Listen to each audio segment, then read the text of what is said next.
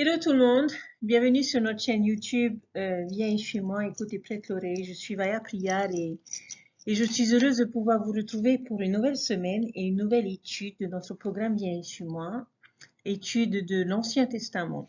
Cette semaine, chers frères et sœurs, nous avions à lire le livre de Josué, notamment les chapitres 1 à 8 et les chapitres 23 et 24 du livre de Josué. J'espère que vous prendrez le temps de lire ces chapitres parce que, comme d'habitude, et vous m'entendrez toujours le dire, il y a beaucoup de choses à apprendre. Très bien. Alors, cela avait pris déjà plusieurs générations, mais la promesse du Seigneur était enfin sur le point de s'accomplir pour les enfants d'Israël qui s'apprêtaient à entrer dans la terre promise.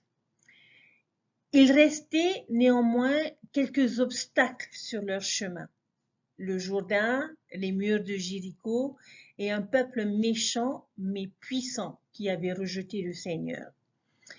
Et en plus de cela, Moïse, leur dirigeant bien-aimé, n'était plus là et n'était plus avec eux. Cette situation a peut-être amené certains Israélites à se sentir faibles et à avoir peur. Mais le Seigneur va les encourager et leur dire « Fortifie-toi et prends courage ».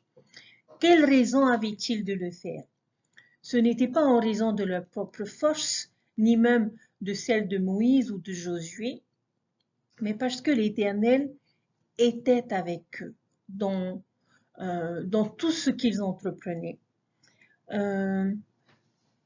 Quand nous avons nos propres rivières à franchir, nos propres murs à abattre, des choses merveilleuses peuvent se produire dans notre vie parce que c'est l'Éternel qui fera des prodiges au milieu de nous. Encore une fois, chers frères et sœurs, il y a tellement de bons principes et de nombreuses histoires dans le livre de Josué cette semaine. Et il n'est pas toujours facile de retirer les enseignements qu'il y a à partager, tellement il y en a et que 2 vidéos ne suffiraient pas. Mais le premier enseignement que je souhaiterais partager avec vous est le véritable courage et le secret pour pouvoir l'obtenir.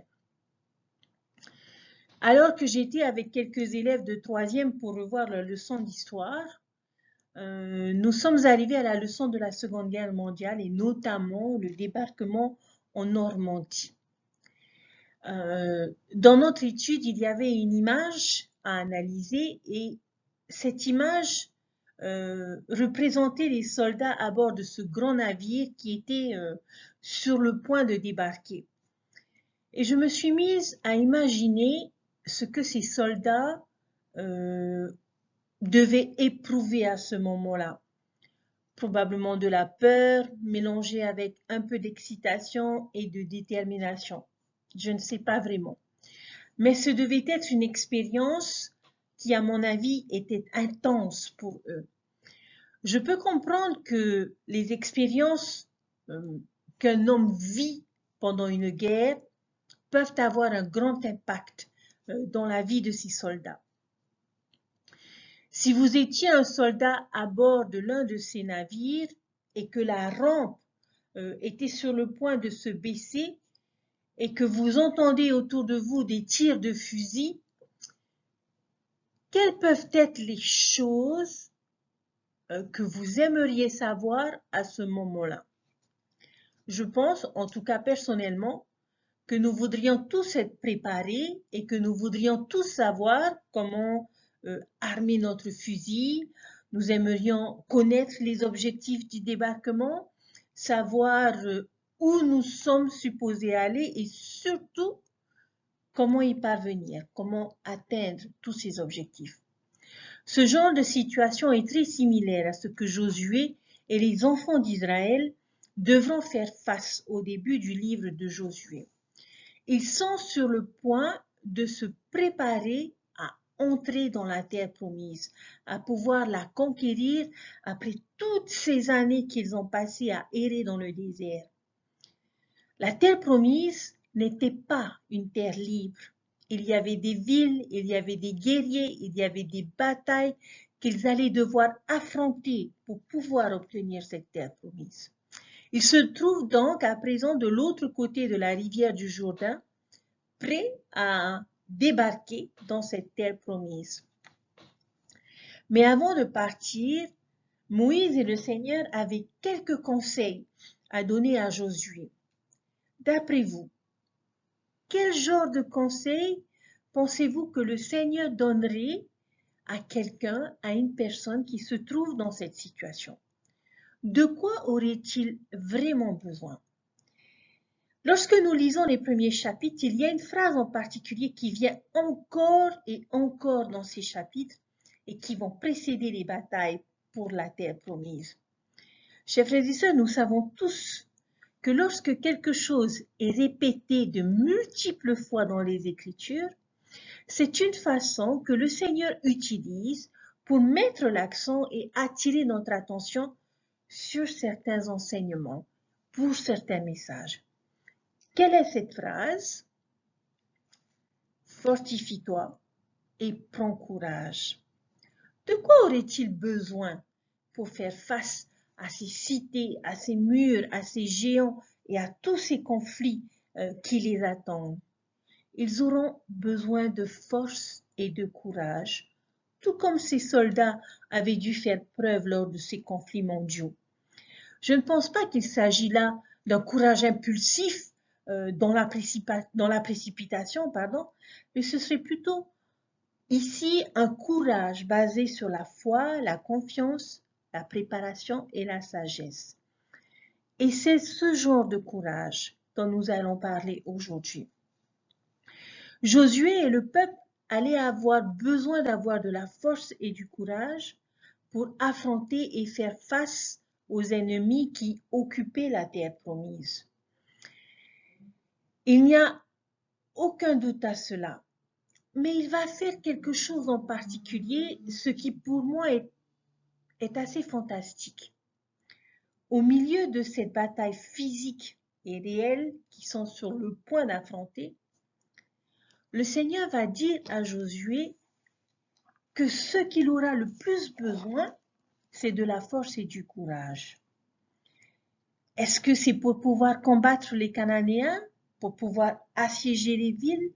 Est-ce que le Seigneur va lui donner des manœuvres militaires ou des techniques de combat?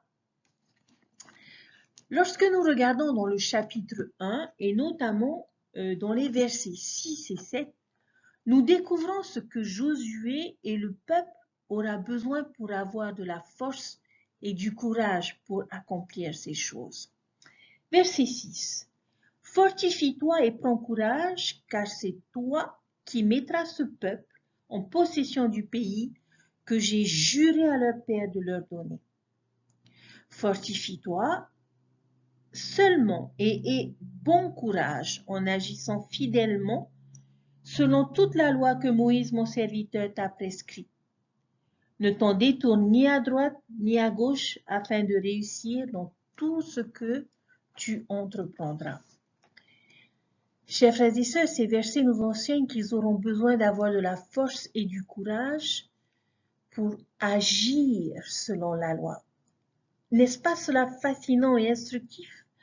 Même dans la situation de Josué, le Seigneur était concerné par le fait qu'ils aient la force et le courage de rester obéissants aux lois de Dieu.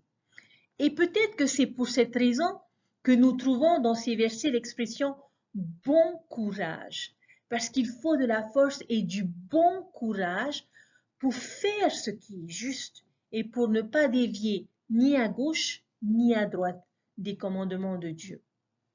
En effet, cela requiert de la force et du courage pour faire tout ce que la loi nous dit. Il faut de la force et du courage pour suivre les commandements et les principes avec exactitude, complètement, totalement, sans avoir à choisir certains commandements et à ignorer d'autres. C'est quelque chose, chers frères et sœurs, qui n'est pas facile à faire. Il nous faudra parfois de la force et du courage pour être le seul sur le terrain à ne pas utiliser de langage vulgaire. Il faudra de la force et du courage pour dire la vérité et être honnête dans toutes nos actions avec autrui, même si cela ne sera pas toujours à notre avantage. Il faut de la force et du courage pour servir une mission à plein temps, pour ouvrir notre bouche et partager l'Évangile avec nos amis et avec nos voisins. Il faut de la force et du courage pour vivre une vie remplie de foi dans un monde qui doute et qui est sceptique. C'est cela, chers frères et sœurs, que l'on appelle le vrai courage, le bon courage, c'est-à-dire le courage de choisir le bien, de choisir ce qui est juste. Où trouver ce genre de force et de courage? Dieu a donné à Josué et à chacun d'entre nous le secret et la source de cette force et de ce courage. Quel est-il? Verset 8. Que ce livre de la loi ne s'éloigne point de ta bouche. Médite-le jour et nuit pour agir fidèlement selon tout ce qui est écrit. Car c'est alors que tu auras du succès dans tes entreprises, c'est alors que tu réussiras. Alors, chers frères et sœurs, quelle est la source, ou du moins, je dirais, une des sources pour obtenir la véritable force et le vrai courage? Ce sont les Écritures. C'est le livre de la loi. Ce sont toutes les révélations et la sagesse que Moïse a écrit en tant que prophète et que nos prophètes nous donnent aujourd'hui. La force ne vient pas juste par le fait que nous les lisions, mais cette force s'acquiert dans nos efforts à méditer sur les Écritures matin et soir. Si nous voulons obtenir de la force et du courage, les Écritures doivent être étudiées, pas juste lues, mais elles doivent être méditées. Nous devons réfléchir sur ce que nous lisons. Nous devons plonger dans nos Écritures. Et si nous le faisons, si nous méditons ce livre de la loi et que nous démontrons le courage et la force d'agir selon les enseignements qui se trouvent dans ce livre, qui se trouvent dans les Écritures, alors le Seigneur nous fait quelques promesses à chacun d'entre nous, comme il l'a fait aux enfants d'Israël. Quelles sont ces promesses? Ce n'est pas moi qui les invente, c'est dans nos Écritures. Verset 5. Nul ne tiendra devant toi tant que tu vivras, je serai avec toi comme j'ai été avec Moïse. Je ne te délaisserai point, je ne t'abandonnerai point. Dans le verset 8, il dit, afin de réussir dans tout ce que tu entreprendras. Tu auras du succès dans tes entreprises, c'est alors que tu réussiras. Chers frères et sœurs, puissions-nous avoir le témoignage que si nous avons la force et le courage d'observer, de faire et d'agir selon la loi, alors le Seigneur sera avec nous. Nous ne pourrons pas échouer. Il ne nous abandonnera pas et nous aurons du succès dans nos entreprises. Et si nous méditons sur les Écritures jour et nuit, alors ces Écritures nous aideront et nous donneront cette force et ce courage dont nous avons besoin. J'aime beaucoup les Écritures et je crois sincèrement au pouvoir de l'étude des Écritures. Cela peut avoir un impact, peut avoir une importance dans la vie d'une personne. Et c'est une chose que j'apprécie beaucoup concernant le programme Viens et suis-moi. Et surtout, la manière dont ce programme met en valeur l'importance de l'étude des Écritures dans la vie des membres de l'Église, mais surtout met en valeur des principes dont nous avons besoin. Je suis persuadée que si nous nous efforçons de suivre ce programme, nous pourrions, en tout cas je le souhaite, développer un intérêt spécial et un enthousiasme pour les Écritures. Je sais, chers frères et sœurs, que les Écritures peuvent nous aider à réussir dans tout ce que nous entreprenons. Puissions-nous méditer les Écritures pour qu'elles puissent nous donner la force et le courage pour faire tout ce qui est nécessaire et faire ce qui est juste. Josué est considéré comme l'un des plus grands dirigeants militaires, un général de guerre et de conquête. Mais ce n'est pas forcément un homme bien bâti, bien musclé, avec des compétences militaires qui soient particulières. Mais cet homme était un grand dirigeant militaire à cause de son engagement à faire ce qui était juste, parce qu'il est resté fidèle à la vérité. Et Josué affiche cette véritable force et ce vrai courage, le genre de force et de courage qui peuvent ébranler les armées du péché, les armées de la tentation, de la rébellion, sans aucune crainte. Josué avait beaucoup d'inconnus à affronter. Il ne savait pas comment il pourrait faire entrer les enfants d'Israël dans la terre promise. Mais il faisait confiance au Seigneur. Et nous aussi, chers frères et sœurs, nous affrontons des difficultés dans notre vie. Peut-être sommes-nous les seuls membres de l'Église, dans notre école, dans notre travail ou même dans notre famille. Peut-être que nous nous sentons découragés et que nous avons peur. Peut-être que nous avons le sentiment que notre avenir est incertain. Mes chers frères et sœurs, prenons courage. Le Seigneur est avec nous et nous pouvons lui faire confiance. Il nous aidera à réussir. Notre voyage de la vie ne se fait pas sur une autoroute dépourvue d'obstacles et de pièges, mais c'est plutôt un chemin avec des embranchements et des virages. Et pour cela, nous devons constamment prendre des décisions, faire des choix. Et pour les prendre avec sagesse, il faut du courage. Le courage de dire non, le courage de dire oui. Ce sont les décisions, chers frères et sœurs, qui détermineront notre destinée. Nous pouvons être fortifiés par les paroles fortifiez-vous et ayez du courage. Ne craignez point et ne soyez point effrayés. L'Éternel, ton Dieu, marchera lui-même avec toi. Il ne te délaissera point. Il ne t'abandonnera point. Chers frères et sœurs, il ne les a pas abandonnés et il ne nous abandonnera pas. Il ne les a pas délaissés et il ne nous délaissera pas. Cette douce assurance qui peut nous guider aujourd'hui dans notre vie est de savoir que Dieu sera toujours là. Bien sûr que nous rencontrerons la peur, les mots, les moqueries, l'opposition, mais s'il vous plaît, ayons le courage de défendre nos principes. La force et le courage sont les attributs des dirigeants. Notre prophète Thomas Esmonson nous avait appelé à avoir du courage, qu'il nous faudrait beaucoup de courage pour rester chastes et vertueux, et que nous trouverons le courage de montrer l'exemple en vivant les principes et en faisant de bons choix et en suivant notre prophète.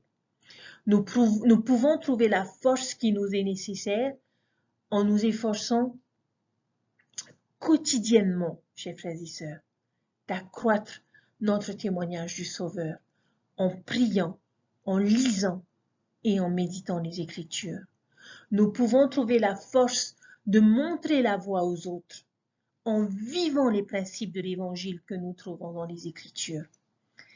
Quelles que soient les circonstances, il faut que nous soyons forts, il faut que nous ayons du courage. Il faut que nous changeons les choses dans le monde, mais nous devons nous souvenir que nous ne serons pas seuls, que notre Père Céleste entendra nos prières et surtout qu'il y répondra. Il guidera nos actions si nous restons dignes de la compagnie constante du Saint-Esprit. Alors, fortifions-nous, chers frères et sœurs, et prenons courage. Le deuxième principe que je voudrais vous enseigner est celui du pouvoir du changement. J'aime beaucoup cette petite partie de notre enseignement parce qu'elle ne va pas mettre en valeur un grand soldat, mais une héroïne et notamment une femme qui n'avait absolument rien en commun avec un homme comme Josué. Elle n'était pas israélite, mais cananéenne. Elle n'avait pas fait le voyage avec les enfants d'Israël. Elle était citoyenne de la ville de Jéricho, qui était la première ville ennemie que les Israélites allaient rencontrer. Cette femme n'avait pas un passé vertueux comme Josué. Alors vous pourriez me poser la question, mais pourquoi nous attarder sur elle? Tout simplement, chers frères et sœurs, parce qu'il y a un message important qu'elle peut nous enseigner. Cette femme s'appelait Rahab et nous faisons sa connaissance dans le chapitre 2 de Josué. Josué avait décidé d'envoyer 2 espions à Jéricho et cette femme a caché ces 2 espions chez elle. Elle a menti aux gardes du roi leur disant que ces 2 hommes s'étaient enfuis et qu'ils devaient partir à leur recherche. Elle passa beaucoup de temps avec ces 2 espions qui, en quelque sorte, l'ont enseigné et ont partagé leurs croyances en Jéhovah. Et elle leur a demandé de pouvoir être sauvés ainsi que sa famille lorsque les Israélites décideraient d'attaquer Jéricho. Nous savons que Rahab a aidé les espions à s'échapper par-dessus les murs de Jéricho et qu'elle avait placé, les Écritures nous disent qu'elle avait placé un cordon de fil cramoisi à sa fenêtre avant l'attaque de Jéricho. Et à cause de cela, nous savons que les membres de sa famille et elle ont été épargnés pendant la bataille. Dans le chapitre 6, nous apprenons que Rahab n'était pas une personne opportuniste devant une attaque imminente, non. Mais les chapitres un peu plus loin, lorsque nous les lisons, nous disent qu'elle demeurera en Israël jusqu'à ce jour. Elle avait fait le choix de se joindre aux enfants d'Israël. Elle était une convertie et elle a été acceptée par les enfants d'Israël. Chers frères et sœurs, cette expérience nous enseigne et nous montre que quiconque parmi les Cananéens était disposé à changer et à accepter cette nouvelle culture serait épargné en ayant une véritable foi en Dieu. Regardons ensemble les raisons pour lesquelles elle a aidé les 2 espions. Dans le verset 9 à 11, il est dit « L'Éternel, je le sais, vous a donné ce pays. La terreur que vous inspiriez nous a saisis, et tous les habitants du pays tremblent devant vous.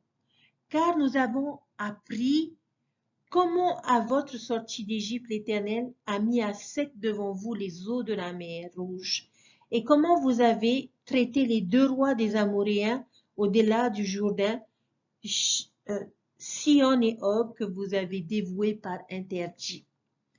Nous l'avons appris et nous avons perdu courage et tous nos esprits sont abattus à votre aspect, car c'est l'Éternel votre Dieu qui est Dieu en haut dans les cieux et en bas sur la terre. »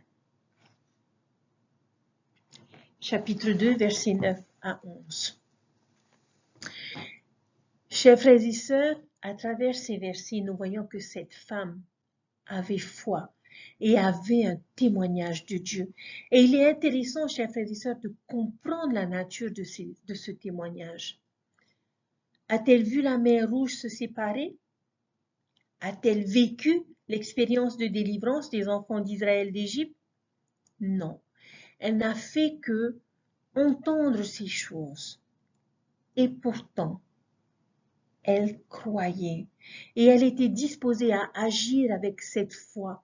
Et ce qui est remarquable particulièrement, lorsque nous savons que ce peuple, ces enfants d'Israël qui eux ont été témoins de toutes ces expériences, qui ont fait l'expérience de ces choses, n'ont jamais réellement développé une véritable foi en Dieu, comme c'est le cas pour elles. Ils se sont rebellés, ils se sont plaints, ils désiraient retourner en Égypte. Chers frères et sœurs, je nous invite à être comme Rahab. Chers amis de l'Église, je vous invite à être comme Rahab, à ne pas avoir besoin de voir des événements ou des miracles avec nos propres yeux pour pouvoir croire en Dieu. Le Nouveau Testament fait référence à Rahab dans Jacques chapitre 2, le verset 25 et 26, et qui dit ceci: La prostituée ne fut-elle pas également justifiée par les œuvres lorsqu'elle reçut les messagers et qu'elle les fit partir par un autre chemin, comme le corps sans âme est mort, de même la foi sans les œuvres est morte. Non seulement elle croyait que Jéhovah était Dieu, mais elle était disposée à agir selon cette connaissance et à sauver la vie des espions israélites. D'autres à Jéricho auraient pu craindre les Israélites en entendant tout ce que Dieu avait accompli pour ce peuple. Mais ils n'ont pas accepté, ils ne l'ont pas accepté en tant que Dieu et ils n'étaient pas prêts et disposés à changer leur vie. Seule l'était Rahab. Dans Hébreux chapitre 11, Paul parle de la foi de Rahab au verset 31. C'est par la foi que Rahab, la prostituée, ne périt pas avec les rebelles parce qu'elle avait reçu les espions avec bienveillance. À cause de cela, elle et sa famille ont été les seuls qui ont été sauvés. Elle a refusé de mourir spirituellement avec les Cananéens, avec tous ceux qui avaient choisi de ne pas croire. Quelle leçon pouvons-nous tirer de la vie de Rahab? Son histoire nous enseigne que les personnes qui changent à travers le pouvoir de la foi et des œuvres et à travers la repentance, la miséricorde de Dieu, peut transformer les personnes en une autre complètement différente. Elle a démontré, chers frères et sœurs, que même une personne dans un environnement méchant peut devenir intègre à travers le repentir et une vie juste. L'autre vérité puissante que la vie de Rahab nous enseigne est que non seulement elle a été sauvée de la destruction, mais à cause de ses choix, à cause de ses actions, à cause de sa force et son courage, toute sa famille a été sauvée. Notre repentir et notre foi peut également bénir notre famille et lui apporter le salut.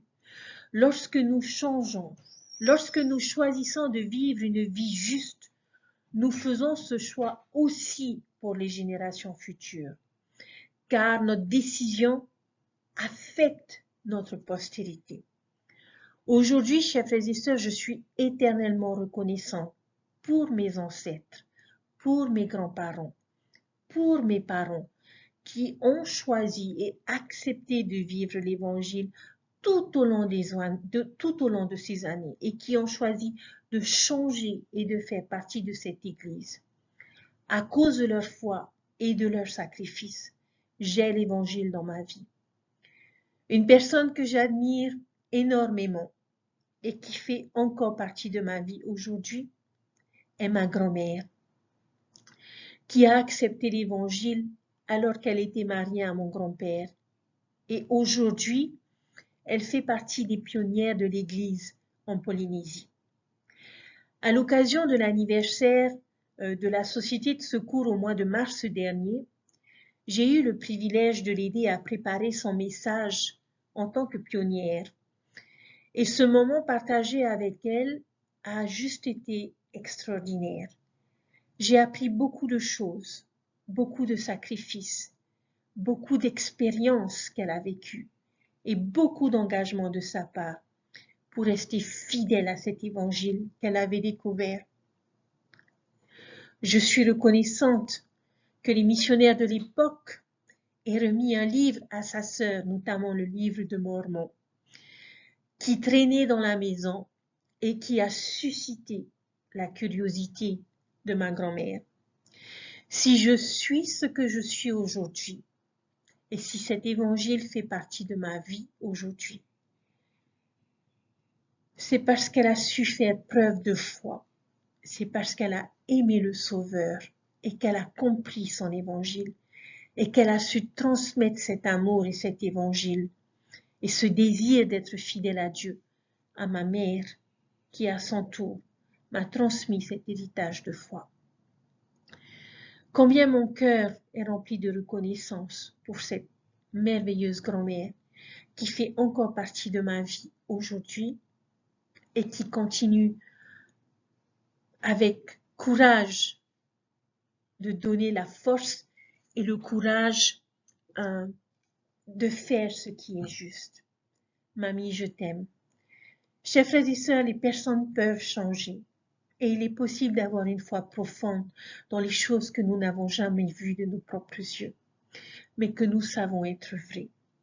Si nous vivons une vie juste, nous pouvons être bénis et nos familles peuvent être bénies et sauvées. Des générations peuvent être sauvées parce que nous avons su faire le bon choix. Le dernier principe que je voudrais nous enseigner est ce que j'appelle le principe d'Akan. Avant que Jéricho soit détruit, Josué avait donné une instruction spécifique à son peuple, notamment dans le chapitre 6 et dans les versets 18 et 19, où il dit « Gardez-vous seulement de ce qui sera dévoué par interdit, car si vous preniez de ce que vous aurez dévoué par interdit, vous mettriez le camp d'Israël en interdit et vous y jetteriez le trouble. Tout l'argent et tout l'or, tous les objets d'airain et de fer seront consacrés à l'Éternel et entreront dans le trésor de l'Éternel. » Chapitre 6, versets 18 et 19. D'une certaine façon, Josué a fait comprendre au peuple d'Israël de ne pas prendre ce qui est interdit, que tout l'argent, l'or, l'airain étaient dévoués au Seigneur, qu'il ne s'agissait pas ici d'une conquête dans le but de s'enrichir, mais une conquête pour donner gloire à Dieu et obtenir cette terre promise pour leur postérité. Les enfants d'Israël attaquent Jéricho, ils vont conquérir cette grande ville. Mais lorsque nous regardons dans le chapitre 7, et notamment dans les versets 2 à 5, les Israélites vont faire face à une défaite, face à une armée d'hommes d'une toute petite cité du nom de Haï qui se trouve près de Jéricho. Josué, parce que c'était une petite cité, pensait qu'il n'était pas nécessaire d'envoyer beaucoup de personnes, juste 2 ou 3 000 hommes suffiraient. Il a sous-estimé cette bataille parce qu'ils vont la perdre. Parce que cet ennemi de cette cité de Haï va les chasser et va même tuer 36 hommes parmi le peuple israélite. Suite à cette défaite, Josué va se retirer et va prier le Seigneur. Et nous voyons cette prière dans les versets 6 à 9 où il demande au Seigneur que s'ils n'arrivaient pas à battre cette petite cité, comment est-ce qu'ils arriveraient à le faire pour le reste du pays de la terre promise? Et j'aime beaucoup la réponse du Seigneur dans les versets 10 à 12, qui leur dit pourquoi ils n'ont pas été en mesure de battre la cité d'Haï. L'Éternel dit à Josué, verset 10, « Lève-toi, pourquoi restes-tu ainsi couché sur ton visage?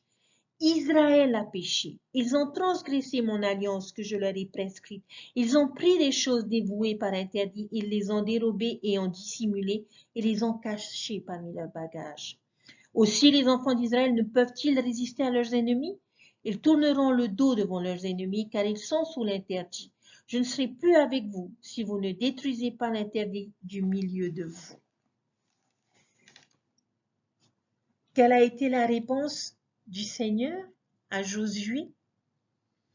Eh bien, tout simplement, le Seigneur, d'une certaine façon, lui dit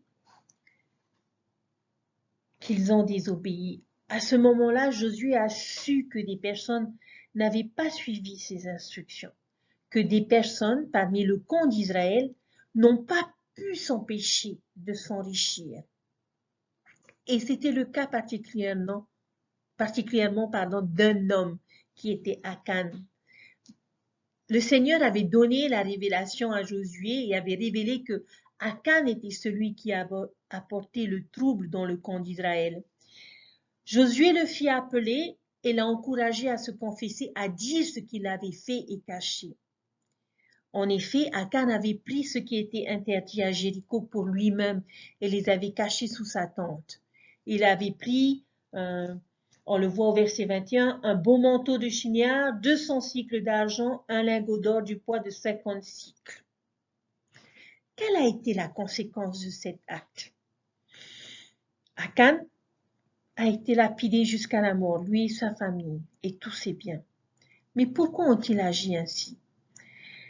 Qui a souffert à cause du péché d'Akan? Ça a été le camp d'Israël dans son intégralité. Les familles de ces 36 hommes qui ont été tués dans la bataille et qui ont souffert. Chers frères et sœurs, que pouvons-nous apprendre de cette histoire qui, je le reconnais, est un peu troublante, mais qui nous enseigne un vrai principe, notamment concernant le péché. Pourquoi ne devrions-nous jamais pécher?